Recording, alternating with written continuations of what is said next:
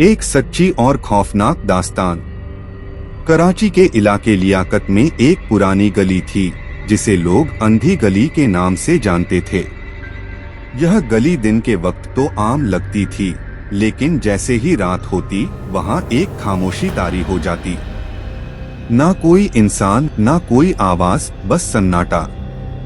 लोगों का मानना था कि वहां कुछ है, कुछ ऐसा जो नजर तो नहीं आता मगर महसूस जरूर होता है। इस कहानी का आगाज 2017 में हुआ, जब नोमान नामी नौजवान, जो हाल ही में लाहौर से कराची शिफ्ट हुआ था, इसी गली के आखिर में वाक़े एक किराए के मकान में रहने आया। मकान बड़ा सस्ता था और मालिक मकान ने बगैर किसी सवाल के उसे चाबी दे दी। पहली रात सब ठीक रहा, लेकिन दूसरी रात नोमान ने महसूस किया कि जैसे कोई उसे घूर रहा है। वो कमरे की लाइट बंद करके सोने की कोशिश कर रहा था जब उसे छत से शो की आवाजें आने लगी, जैसे कोई नाखून से दीवारों पर रेंग रहा हो। उसने खुद को तसल्ली दी कि शायद चूहे होंगे। तीसरी रात वो सो नहीं पाया।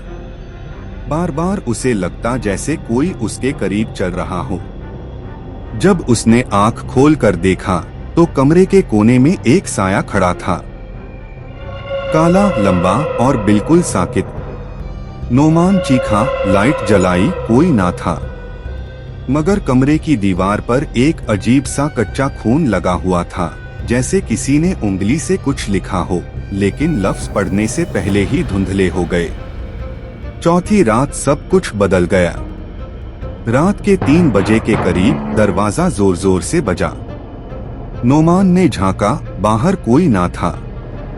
जैसे ही वो पलटा, एक औरत अचानक उसके पीछे खड़ी थी। सफेद साड़ी, बिखरे हुए काले बाल और आंखों में सिर्फ सफेदी, बिल्कुल काला पुतली नहीं थी। वो बोली, तुमने मेरे कमरे में कदम रखा है, अब वापस नहीं जा सकोगे। नोमान चीख पड़ा और बेहोश हो गया। जब उसे होश आया, वो मस्जिद के एक हुजरे में था। कुछ लोग उसे वहां बेहोश हालत में उठाकर लाए थे। उसने सब कुछ बताया, मगर लोगों ने कहा, बेटा वो गली तो सालों से बंद है, वहां कोई घर नहीं, बस खंडहर है। नोमान हैरान रह गया। वो फौरन इस गली में वापस गया, मगर वाकई वहां तो सिर्फ टूटी हुई दीवारें, जली हुई ईंटें और झाड़ियां थीं। वो घर जिसमें वो रह रहा था अब महज एक सुनसान मलबा था। फिर एक बूढ़ी औरत उसके पास आई। उसने कहा, यह वही घर है जहां 10 साल पहले एक चुड़ैल रहती थी। जो भी यहाँ रात गुजारता सुबह नहीं देख पाता। कहते हैं वो औरत जिन्नात के साथ रहती थी, काले जादू में माहिर थी। एक रात वो खुद ही जलकर मर गई, मगर उसकी रूह और उसके साथ बंधे जिन्न आज भी यहाँ रहते हैं। नोमान के रोंगटे खड़े हो गए। उसने फैसला किया कि फौरन कराची छोड़कर वापस लाहौर चला जाए। लेकिन कहानी यहीं खत्म नहीं हुई।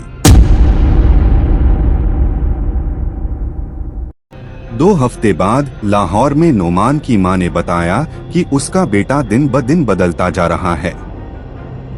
वो अकेले में बड़बड़ाता है, आईने से बातें करता है और रात को अजीब आवाजें निकालता है। एक रात उसकी मां ने उसके कमरे में झांका।